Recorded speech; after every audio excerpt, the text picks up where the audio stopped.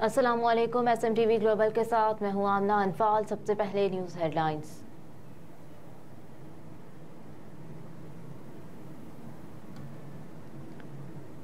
लोधरा में जहांगीर तरीन अब्दुल अलीम खान की मुलाकातें, सियासी सूरत हाल पर तबादला ख्याल। जहांगीर तरीन और अब्दुल अलीम खान से अली तरीन फॉर्म पर IPP लोधरा के मकामी रहनुमाओं ने मुलाकात की।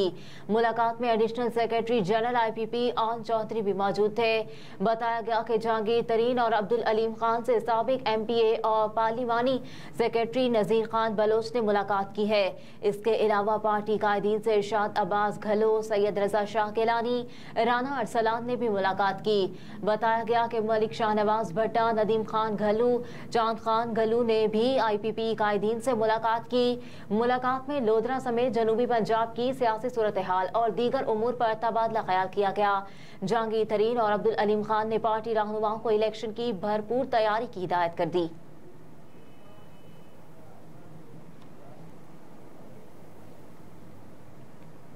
इंटेलिजेंस एजेंसी ऑपरेशन की तफसील में जाना, कौमी मफाद के खिलाफ वज़ीर आज़म हाउस का एलामिया।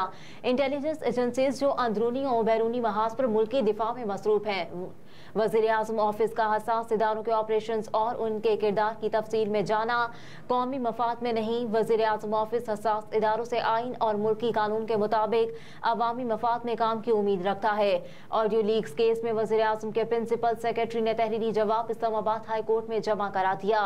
रिपोर्ट के मुताबिक जवाब में मजीद कहा गया कि अदालत ने पूछा है कि किस एजेंसी के पास शहरियों की फोन कॉल्स रिकॉर्ड की सलाहियत मौजूद है। वज़ीर आज़म ऑफिस इंटेलिजेंस एजेंसीज के रोजमर्रा के हसास कामों में मुदाखलत नहीं करता।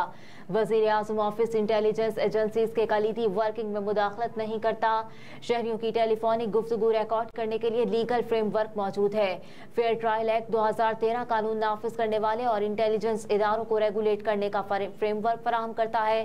मजीद ये कि अदालत ने सवाल पूछा कि कानून के मुताबिक रिकॉर्ड की गई टेलीफोनिक गुफ्तगू को खुफिया रखने के क्या सेफगार्ड्स हैं। Investigation for fair trial act 2013 शहरियों की गुफ्तगू रिकॉर्ड करने की इजाजत देने का मैकेनिज्म फराहम करता है। शहरियों की कानून के मुताबिक रिकॉर्ड की गई गुफ्तगू को खुफिया रखना और लीक होने से रोकने को यकीनी बनाना जरूरी है। इस बात को भी यकीनी बनाना जरूरी है कि रिकॉर्ड की गई गुफ्तगू को किसी और मकसद के लिए इस्तेमाल ना किया जा सके।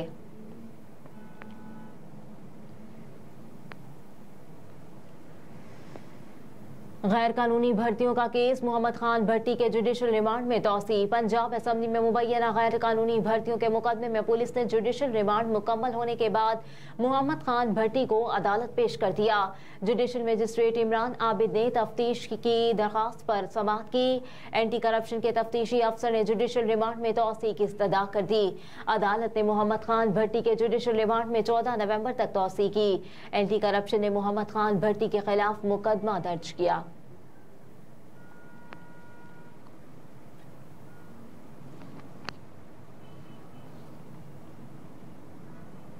इमरान खान पर केसेस की नहीं, तरक्याती कामों की फाइल लेकर आया हूं। साबिक DG FIA बशीर मेमन ने कहा कि नून लीग ने मुझे कोई ओहदा नहीं दिया।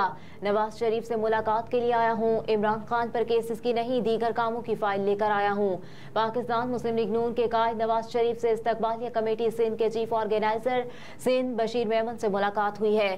पार्टी कायद ने 21 अक्टूबर को मीनार पाकिस्तान पर सूबे सिंध से कारकुनों और रहनुमाओं की भरपूर शिरकत को सराहा। नवाज शरीफ ने 21 अक्टूबर को लाहौर आने वाले अकलियती विंग के कारकुन करामत मसीह के इंतकाल पर ताज़ियत की। नवाज शरीफ ने करामत मसीह के अहले खाना से हमदर्दी का इजहार किया। नवाज शरीफ ने कहा कि कारकुनों के तारीखी जज्बे और कुर्बानियों को कभी नहीं भुलाया जा सकता। बशीर मेमन ने कहा कि मीनार पाकिस्तान पर तारीखी जलसा कारकुनों के जज्बे का ऐलान था।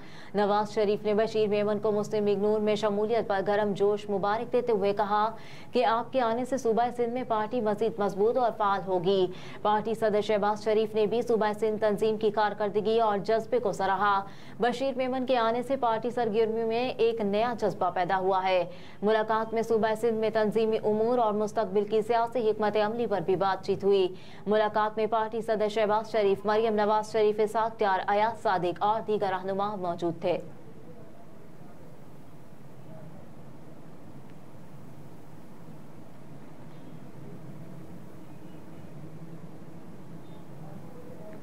दुनिया के आलूदा तरीन शहरों में लाहौर आज फिर सरे फहरिस्त, कराची का तीसरा नंबर। लाहौर का एयर क्वालिटी इंडेक्स 383 रिकॉर्ड किया गया और दुनिया भर के आलूदा तरीन शहरों में भारतीय दारुल हुकूमत दिल्ली का दूसरा नंबर है। कराची का आलूदा तरीन शहरों की फहरिस्त में तीसरा नंबर, जिसका एयर क्वालिटी इंडेक्स 191 रिकॉर्ड किया गया। एयर क्वालिटी इंडेक्स के मुताबिक कराची में 151 से 200 दर्जे तक आलूदगी मुसरे सेहत है। 201 से 300 दर्जे तक आलूदगी इंतहाई मुसरे सेहत, जबकि 301 से ज्यादा दर्जा खतरनाक आलूदगी को ज़ाहिर करता है। इसके अलावा पंजाब के कई शहर स्मोक की लपेट में है। सरगोदा में सांस, दमा, गले और फेफड़ों के मर्ज में मुब्तला मरीजों की तादाद में गैर मामूली इजाफा हो गया।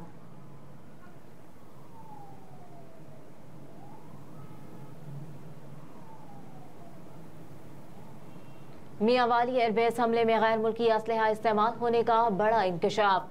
गुज़िश्ता रोज मियांवाली एयरबेस हमले से मुतालिक सनसनीखेज इंकशाफात मंजर-ए-आम पर आ गए। मियांवाली हमले में मारे जाने वाले दहशतगर्दों से गैर मुल्की असलहा बरामद हुआ। मियांवाली एयरबेस हमले में दहशतगर्दों से बरामद होने वाला असलहा अमरीकी साख का है। माहिरीन के मुताबिक अफगान सरजमीन पर अमरीका के तैयार करदा हथियार खुलेआम फरोख्त हो रहे हैं और दहशतगर्दों तक उनकी रसाई इंतहाई आसान है। अमरीकी साख के हथियार अफगानिस्तान में वाफिर मिकदार में मौजूद हैं, जो दहशतगर्द पाकिस्तान के खिलाफ इस्तेमाल कर रहे हैं। माहिरीन ने कहा कि पाकिस्तान के खिलाफ गैर मुल्की सरजमीन का इस्तेमाल और अमरीका के अफगानिस्तान से इनखला के बाद दहशतगर्द आजादाना गैर मुल्की हथियारों का इस्तेमाल करते आ रहे हैं। इससे पहले भी यॉर्क कंटोनमेंट हमले में भी अमरीकी हथियारों और साजो सामान का इस्तेमाल हुआ। अफगान इंटरम गवर्नमेंट को अपनी सरजमीन को दहशतगर्दों के इस्तेमाल से रोकना होगा।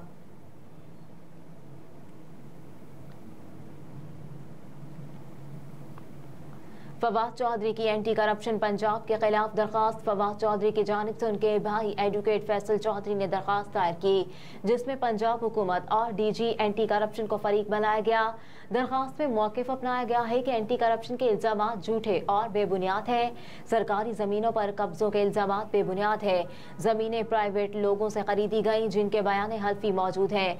दरखास्त में मज़ीद कहा गया कि सियासी बुनियादों पर फवाद चौधरी को टारगेट किया जा रहा है। एंटी करप्शन पंजाब साबिक विफाकी वजीर को ब्लैकमेल कर रही है।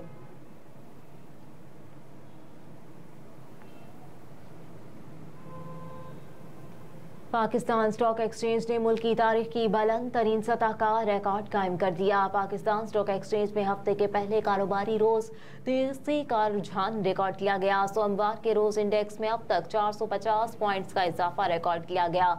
कारोबारी हफ्ते के पहले रोज ही स्टॉक मार्केट में तेजी की वजह से 100 इंडेक्स 53,545 पॉइंट्स की बुलंद तरीन सतह पर पहुंच गया, जो कि मुल्क की तारीख में एक नया रिकॉर्ड है।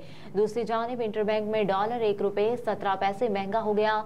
इंटरबैंक में डॉलर की नई कीमत 285 रुपये 48 पैसे हो गई। गुज़िश्ता कारोबारी रोज डॉलर 284 रुपये 31 पैसे पर बंद हुआ था।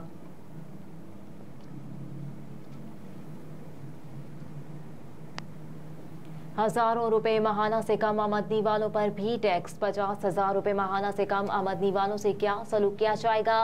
क्या इस तबके पर भी टैक्स लगाने का मंसूबा है? ज़राए ने कहा कि IMF को आज प्लान पेश किया जाएगा। प्लान नवंबर ता जून 7,000 अरब रुपए की टैक्स महसूलात यकीनी बनाना है। ज़राए के मुताबिक IMF की इस डिमांड को पूरा करने के लिए प्लान गुज़िश्ता हफ्ते तलब किया गया था। इस प्लान पर महसूलाती शॉर्टफॉल की कोई गुंजाइश नहीं रखी गई। IMF ने FPR को हर मुमकिन इकदाम लेने की हिदायत कर रखी है। 10 लाख मज़ीद टैक्स गुजार तलाश करने का प्लान भी आज पेश किया जाएगा। ज़राए के मुताबिक जुलाई से अगस्त टैक्स महसूलात जमा करने की रफ्तार तेज करने का रोड मैप भी पेश किया जाएगा। अदालतों में फंसी टैक्स रकूम की वसूली का प्लान वज़ारत कानून से मशवरे के बाद पेश किया जाएगा।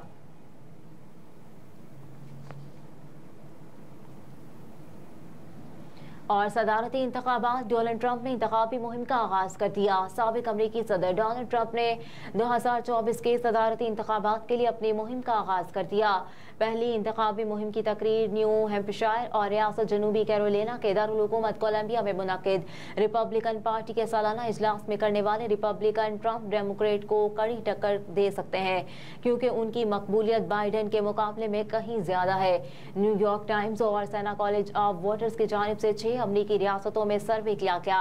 विस्कॉन्सिन में बाइडेन आगे हैं, लेकिन नेवाडा, एरिज़ोना, जॉर्जिया, पेंसिल्वेनिया और मिशिगन में डोनाल्ड ट्रंप सरफहरिस्त हैं। ये मार्जिन 3 से 10% पॉइंट्स के दरमियान था और 2020 में ट्रंप पर बाइडेन को मुंतखब करने वाले कमजोर कसीर नस्ली इत्तेहाद में हिमायत में कमी की अक्कासी करता है।